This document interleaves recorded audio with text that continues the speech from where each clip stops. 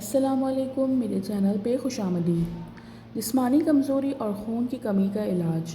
15 دانے منقع لے کر صبح کے وقت 1 گلاس پانی میں بھگو دیں۔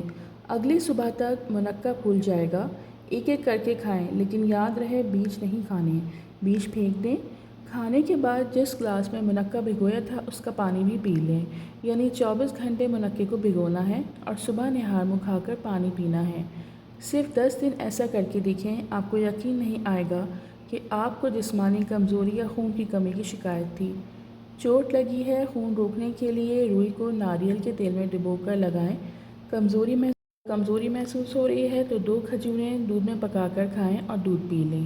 عورتوں کو مخصوص ایام میں بے قاعدگی ہے تو 2 کھجوریں کھا لیں۔ موٹاپا کم کرنا ہو تو نہار منہ نیم گرم پانی پینے کی عادت ڈال لیں۔ دودھ پلانے والی ماؤں کے لیے ضروری ٹپس۔ اپنی خوراک میں زیرہ ضرور شامل کریں۔ زیرے کو ہلکا سا بھون کر پیس کر رکھ لیں۔ روزانہ آدھا چائے کا چمچہ اس کو نیم گرم دودھ کے ساتھ پی لیں۔ میتھی دانہ رات کو بھگو کر رکھ دیں، صبح اس کا پانی بھی پی لیں اور اس کو چبا کر کھا لیں۔ دودھ پلانے والی مائیں اپنی غذا میں مکھانوں کا استعمال ضرور جاری رکھیں۔ مکھانے کیلشیم کا بہت عمدہ ذریعہ ہیں، ان سے بھی دودھ بڑھتا ہے۔ روز صبح ناشتے میں جو کا دلیا کھائیں، یہ بھی بہت طاقتور ہے۔ جسم میں زنک کی مقدار کم ہونے سے منہ کا ذائقہ کڑوا ہو سکتا ہے۔ اس کے علاوہ زیادہ پریشانی اور ٹینشن، منہ میں چھالے ہو جانے کی صورت میں انفیکشن سے ایسا ہو سکتا ہے۔ شوگر، حاملہ خواتین، نزلہ زکام سے بھی منہ کا ذائقہ کڑوا ہو سکتا ہے۔ اس کے علاج کے لیے پانی زیادہ سے زیادہ پئیں۔ کھانے کے بعد برش کریں، لیموں یا الائچی کی چائے پئیں، اس سے منہ کے ذائقے میں فرق پڑے گا۔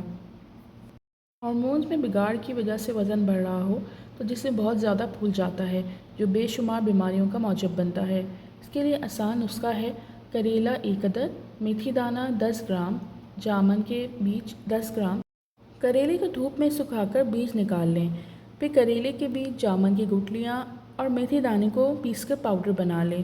روزانہ اس پاؤڈر کا قہوہ بنا کر پئیں، تب تک استعمال کریں جب تک مسئلہ حل نہ ہو۔ اور ہارمونز کی بے ضابطگی پر اگر قابو نہ پایا جائے تو خواتین بانجھ پن کا شکار بھی ہو جاتی ہیں، اس لیے جتنا ہو سکے اتنا اپنی صحت کا خیال رکھیں۔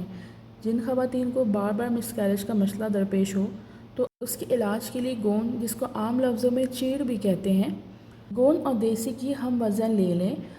دیسی گھی میں گوند کو فرائی کر لیں اور پیس کر رکھ لیں۔ روزانہ 1 چمچ دودھ کے ساتھ لیں، انشاءاللہ بچہ دانی مضبوط ہو جائے گی۔ اگر نیند نہ آئے تو خشخش کا تیل کن پٹی پر ملنے سے جلد نیند آ جاتی ہے۔ اگر نیند نہ آ رہی ہو تو ٹماٹر کاٹ کر اس پر چینی چھڑک کر کھانے سے بے خوابی کی شکایت دور ہو جاتی ہے۔ اگر نیند نہ آنے کی شکایت ہو رہی ہے تو سونے سے پہلے پیاز کا استعمال ضرور کریں۔ فروٹ چاٹ کھانے سے بھی نیند نہ آنے کا مسئلہ حل ہو جاتا ہے۔ بعض اوقات سر میں خشکی ہونے کی وجہ سے نیند نہیں آتی، ایسے میں سر کی مالش کرنا بہت مفید ہے۔ مالش کرنے کے بعد سکون محسوس ہوگا اور آپ کو بآسانی نیند آ جائے گی۔ چائے اور کافی کا استعمال سونے سے کم از کم 2 گھنٹے پہلے تک ترک کر دیں۔ گرم پانی میں نمک ملا کر سونے سے پہلے چند منٹ تک پاؤں کو اس میں ڈبوئے رکھیں، تو اس سے آپ کو سکون ملے گا اور آپ کو آسانی سے نیند آ جائے گی۔ اس کے علاوہ آنکھوں کے اوپر، پلکوں اور آئی بروز کے گرد کیسٹر آئل یا بادام کے تیل سے آہستگی سے مساج کیا جائے، بے خوابی کا مسئلہ حل ہو سکتا ہے۔ کاٹنے سے پہلے اگر لیموں کو چند منٹ تک گرم پانی میں رہنے دیا جائے تو اسے نچوڑنے پر رس زیادہ نکلتا ہے۔ جس گھر میں بہت ساری چوٹیاں جمع رہتی ہوں، وہاں اگر پسا ہوا سہاگا چھڑک دیا جائے تو دیکھتے ہی دیکھتے چوٹیاں غائب ہو جاتی ہیں۔ لونگے 1 چمچ چینی کے ساتھ پیس کر گرم چائے کے ساتھ دن میں 2-3 بار پھونک لینے سے زکام میں فائدہ ہوتا ہے۔ علاوہ یہ ٹوٹکا گلے کی خراش میں بھی فائدہ دے گا۔ نزلے کی وجہ سے ہونے والے سر درد میں بھی ہلکا پن آ جائے گا۔